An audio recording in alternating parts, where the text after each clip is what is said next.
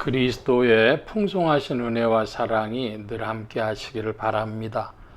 오늘 이 아침에는 창세기 제13장 1절로 18절까지의 말씀, 생명의 삶 큐티 8월 24일자 말씀이 되겠습니다. 13장, 창세기 13장 1절을 읽어봅니다.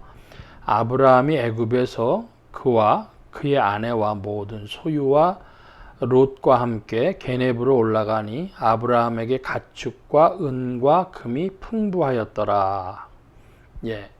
그 아브라함이 애굽에서부터 다시 이제 그 팔레스타인 땅으로 올라가는데 3절에 보면은 그가 게네브에서부터 길을 떠나 베델에 이르며 베델과 아이 사이 곧 전에 장박 쳤던 곳에 이르니 그가 처음으로 제단을 쌓은 곳이라.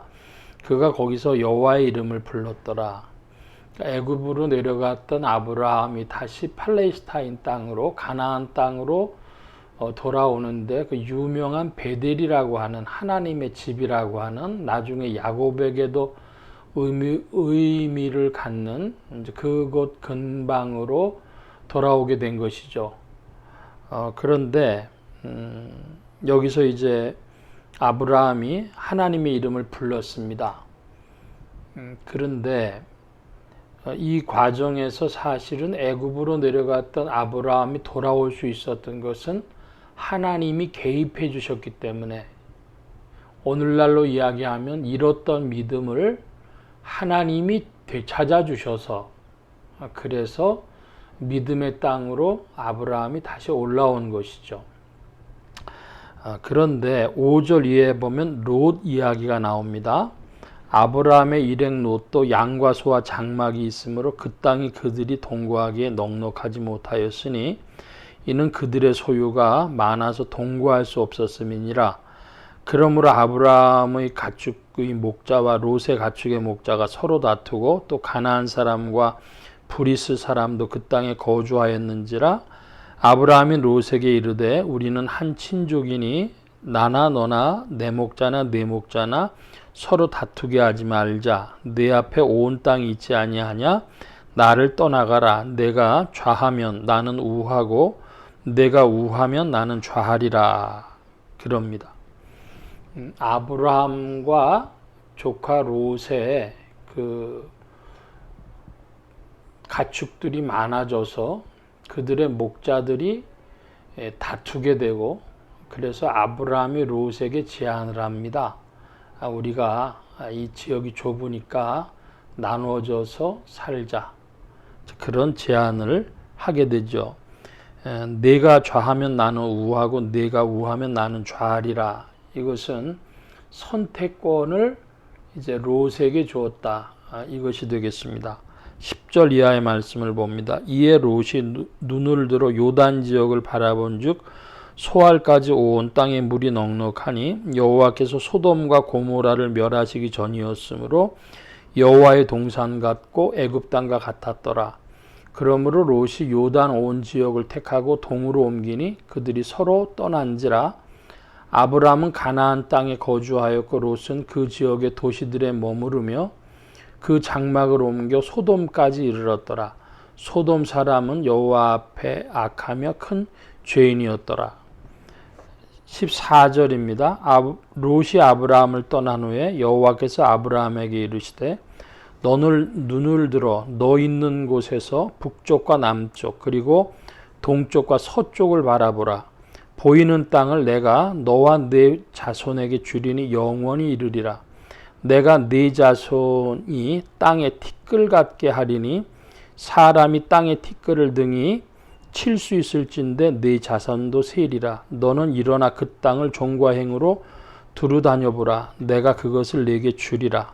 이에 아브라함이 장막을 옮겨 헤브론에 있는 마물의 상수리 수풀에 이르러 거주하며 거기서 여호와를 위하여 제단을 쌓았더라.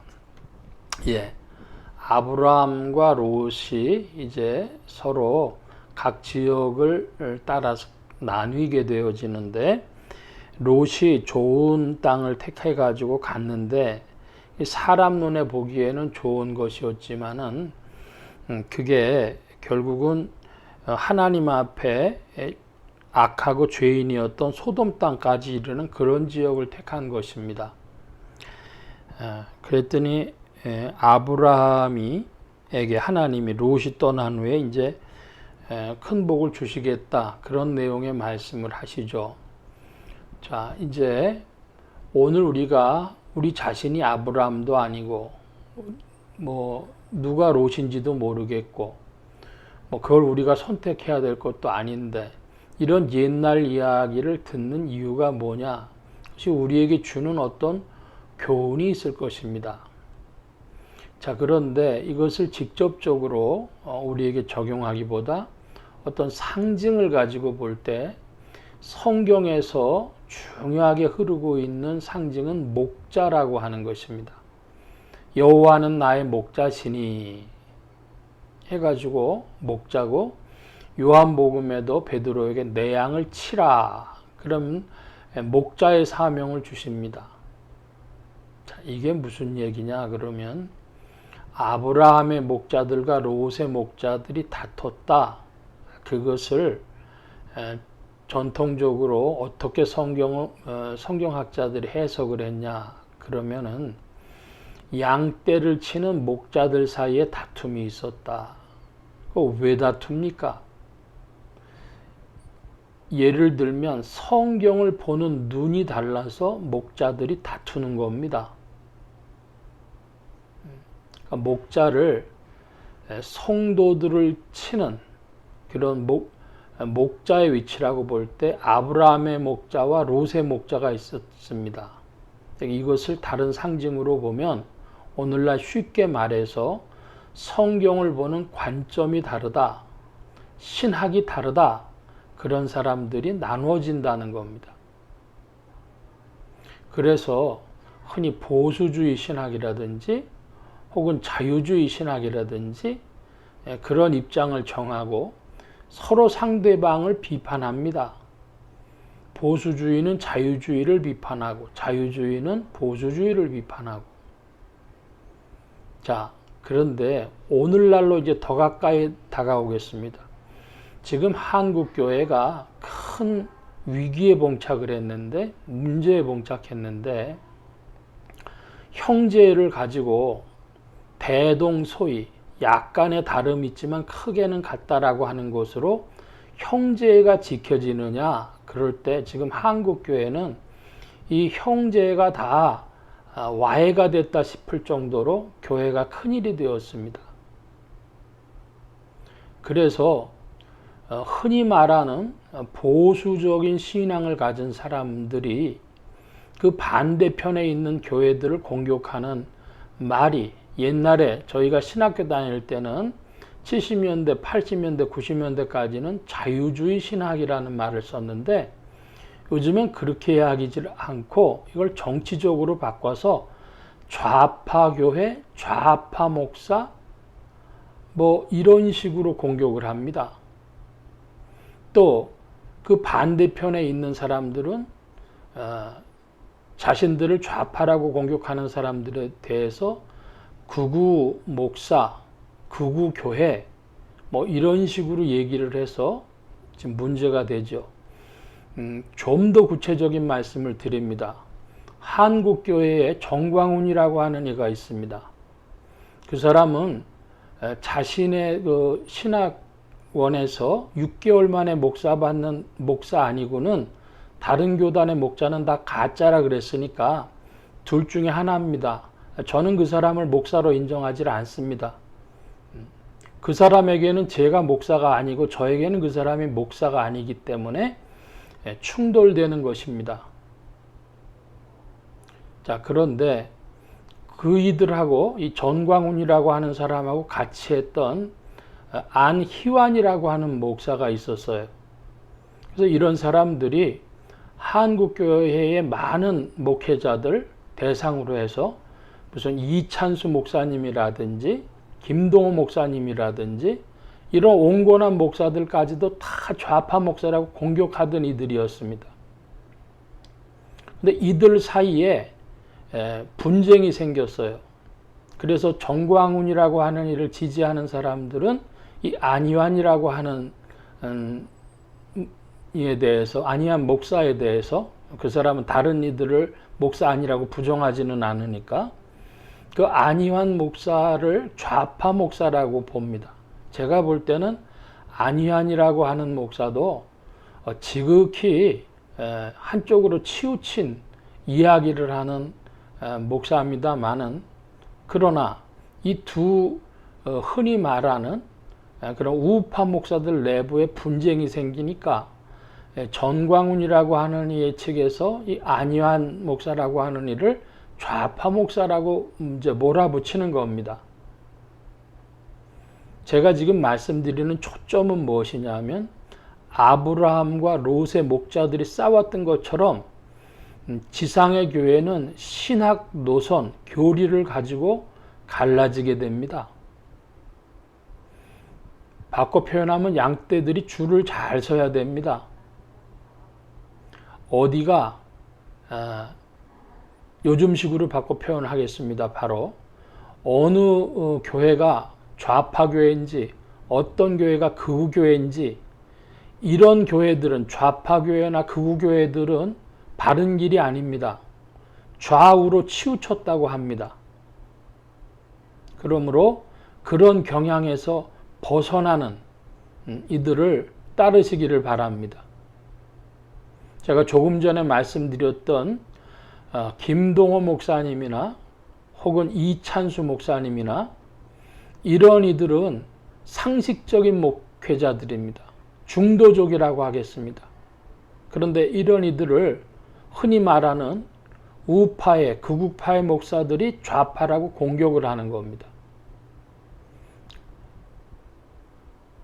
목자도 갈리고 양떼들도 나눴습니다. 성도들이 줄을 잘 쓰시라는 말씀을 제가 드리는 겁니다. 좌우로 치우치지 않는 줄이 어딜까? 그리고 교회에서 오늘날 같이, 저는 간단히 얘기하면 정치로 오염된, 예를 들면 우리 안에, 사람의 인체 안에 대장균이 있는데 무균한 사람은 건강을 유지할 수 없습니다. 우리 몸 안에 대장균이 어느 정도 있어야 줘야 돼요. 근데 그것이 지나쳐 버리면 그 사람을 잘못하면 건강을 잃고 이제 생명을 잃게 되는 것이죠. 그 마찬가지로 지상의 교회가 얼마간의 문제에 있어서 교리적이거나 사회적이거나 정치적인 문제를 띄지 않을 수가 없습니다. 그런데 지금 한국 교회는 정치에 오염됐다, 이렇게 말씀드리겠습니다. 이것은 옳은 것이 아닙니다. 좌우로 치우친 것 옳은 것이 아닙니다. 어떤 정당을 자기가 지지한다, 그리고 우리 교회 교인들은 그 당을 지지해야 된다 라고 말하는 사람들은 치우친 것입니다. 그것은 바른 것이 아니고, 그래서 성도들은 이때에 아브라함과 롯이 나누는 것처럼 나누어질 때 줄을 잘 서야 된다 말씀을 드립니다. 하나님은 아브라함이 지금 당장에 눈에 보이는 게 좋지 않아도 그곳을 택하게 된 아브라함을 하나님은 여러 모양 복 주시겠다 말씀하셨습니다. 오늘날도 세상 사람들의 관심을 끌고 그러 보이는 것 같아도 그것이 좋은 것이 아니라 주의 말씀을 깊이 묵상해서 정말로 무엇이 우리의 영혼을 위해서, 오늘 당장 눈에 보이는 현실적인 문제가 아니라 영혼을 위해서 유익한 것인가 질문해야 하겠습니다. 70년대 혹은 80년대, 90년대에 사람이 병 고치고 복 받는 그런 세속적인 모습으로 한국 교회가 문제가 있었다면, 지금 시대에는 정치적인 오염의 세속주의로 더 물들어가는 것 같습니다. 참으로 성경이 주는 신령한 말씀이 무엇인지를 질문하고, 오늘 우리 신앙의 유익을 위해서 유익한 것이 무엇인가 질문하는 여러분들 되시기를 바랍니다. 기도하겠습니다. 만복의 근원 되신 하나님 함께하여 주셔서 그리스도의 밝은 빛으로 잠시 이 땅에 왔다 사라지는 인생들, 흙이요 또 안개와 바람 같은 인생들이 참으로 주님의 신령한 말씀으로 마음 깊은 곳에 참된 평안과 소망을 얻어야 하겠사오니 세속에 물들지 아니하는, 세상의 욕심에 끌려다니지 아니하고 잠시 있는 곳에 마음 두지 아니하고 참으로 주님 원하시는 깊은 것을 찾아 발견하고 성령님과 함께 전진하는 온 교회와 성도들과 죄종들 되게 하여 주옵소서. 예수 소망교회와 온 성도들과 부족한 종에도 함께 하여 주셔서 복음 전파 영혼 구원하는 일에 쓰임 받으며 성령님과 함께 전진케 하여 주옵소서. 도우심 구하며 감사함에 의지하올 때에 예수 그리스도의 이름으로 기도하옵나이다. 아멘. 하늘에 계신 우리 아버지여, 이름이 거룩히 여김을 받으시오며 나라의 마옵시며 뜻이 하늘에서 이루어진 것 같이 땅에서도 이루어지이다. 오늘날 우리에게 일용할 양식을 주옵시고 우리가 우리에게 죄 지은 자를 사하여 준 것 같이 우리 죄를 사하여 주옵시고 우리를 시험에 들게 하지 마옵시고 다만 악에서 구하옵소서. 대개 나라와 권세와 영광이 아버지께 영원히 있사옵나이다. 아멘.